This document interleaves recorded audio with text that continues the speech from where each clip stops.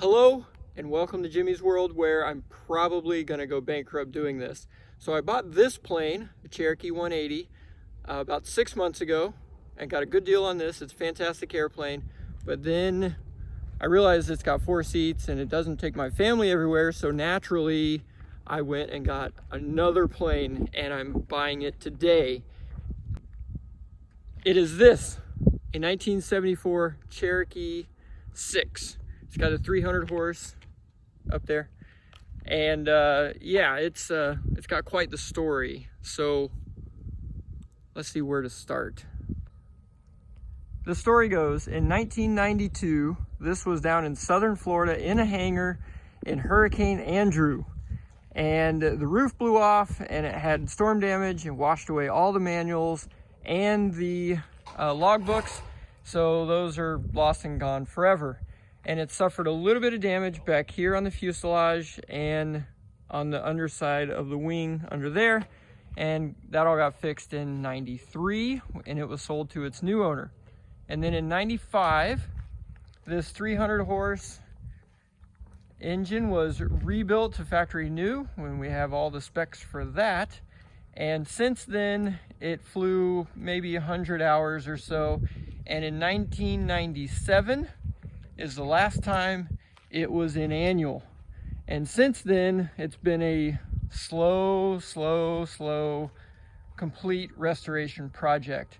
And they went through and stripped it down, sanded it down, repainted everything, replaced the interior. Let's see if we can see in there. I'll show you around the other side. Replaced the interior, did the paint, I forget what else, all the other stuff, the 80s, all that good stuff, kept up to date. And the only thing left is the avionics, which are absolutely horrible. So look at that. So those are all going to get replaced. I've already bought some Garmin stuff, nothing real crazy, but to make it a great IFR platform. And we have these seats, which I have, you know, all the cushions and all that stuff to replace it, but the interior was all replaced and new, and there's the recovered seats in the bag still. And let's look around this thing. In May of this year, so 5 months ago, I was talking to a buddy and he said, hey, you want to get your pilot's license? The best way to do it is to take the medical to make sure you can do it, then go take the written test, make sure you pass that, and then go buy an airplane and then do all your lessons and then sell the airplane when you're done. And hopefully you'll get more, or at least recover some of your money from it when you do it. So that's exactly what I did. I took the medical, I went and took the test, and then I bought that airplane before I ever took my first lesson, by the way, which may or may not have been the best move. And then we got it in Oshkosh, Wisconsin, which is pretty awesome. So my very first trip ever, I flew up there, and then a awesome CFI, fantastic gentleman, he and I flew it all the way from Oshkosh down to Lakeland, Florida, which apparently is a pretty epic trip and a lot of bucket list trips, and I didn't even realize that's what I was doing, but it was fantastic. My first trip was a 12-hour, 2-day flight, IFR, I mean the whole bit, so it was fantastic. Then I passed my private check ride in August, I think. So I got my lesson there, and then I kept going for instrument and got my instrument license in October. So and logged 150 hours so far since June 1st, and it's now December 2nd, I think. So that's pretty good. So got that one and keeping it, probably selling it. Don't know what to do with that yet. And then buying this one, old Bertha here, and gonna be using that to travel my family. Now, everybody has already told me, don't ever buy an airplane that's sat that long, and the engine up front for this one's about $40,000 for a rebuild. The airframe is gonna have corrosion. The history, there's no logbooks.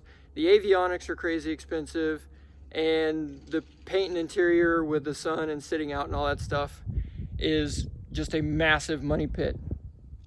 And you're right, you're absolutely right. However, and this is going to be at the beginning whenever I love it and life is grand and beautiful. We went through this thing, I mean, top to bottom, took it totally apart, took the gas tanks off, took every panel you can take off of it. And because it was hangared all except for the last year or so of its life, there is zero corrosion, and it has all the treatment under the inside the wings and fuselage. It's all beautiful inside there. The cables are nice. Everything was lubed.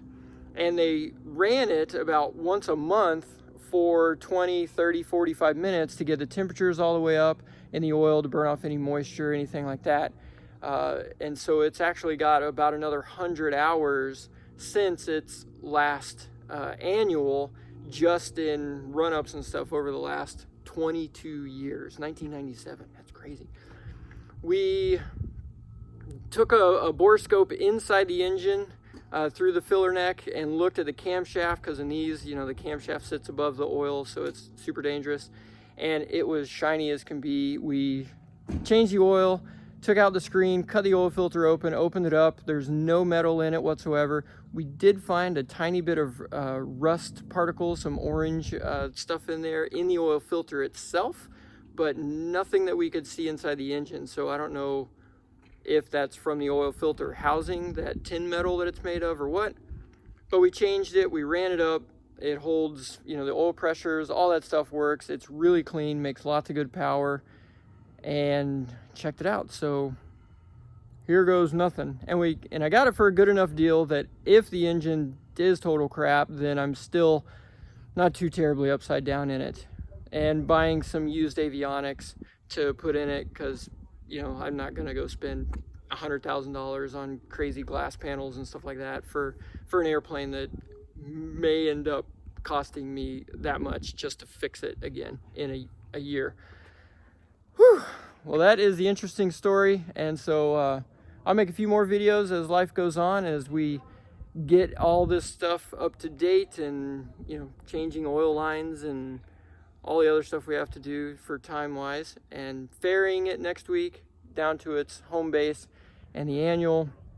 So watch and join along as I go bankrupt with a plane.